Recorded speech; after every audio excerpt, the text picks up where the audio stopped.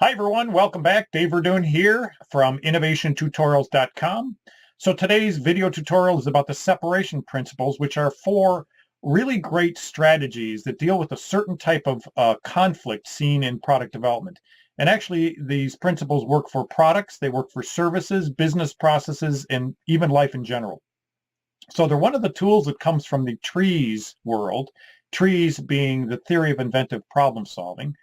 And while TRIZ has several different tools in its toolbox, I believe these separation principles are likely the easiest to learn in the shortest amount of time and the highest amount of value. It's a really great tool that works really well.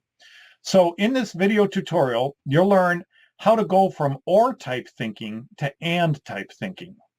So how can we get this and that as opposed to settling for this or that? So it's kind of like having your cake and eating it too.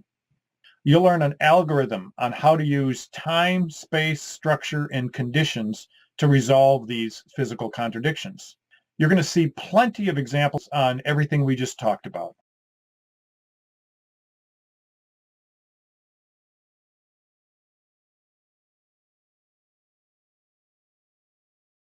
If it's a physical contradiction, what you're going to learn in this tutorial is there's a different set of tools. They're called the separation principles, and there's four of them. So we learned that technical contradictions and physical contradictions are related.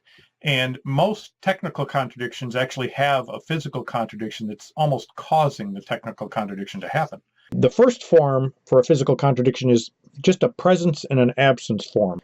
I can make a bat that's so smooth you wouldn't believe it, but it might take me a long time to make it, therefore I'm not going to make very many bats per day.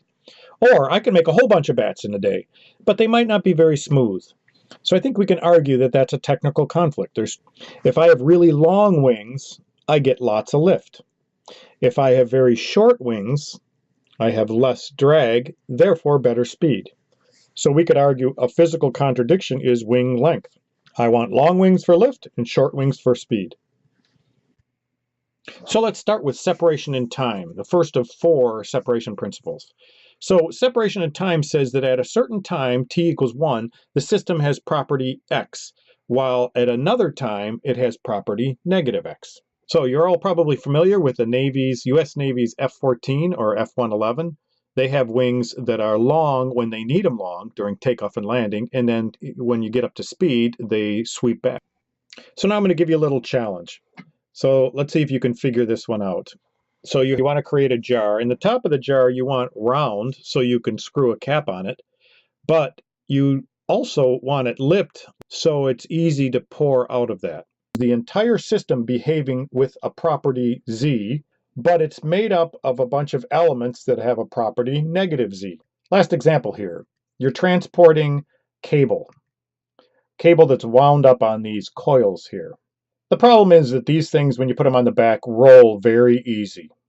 So when you're on the pavement, the contact area of the tire on the pavement is very narrow.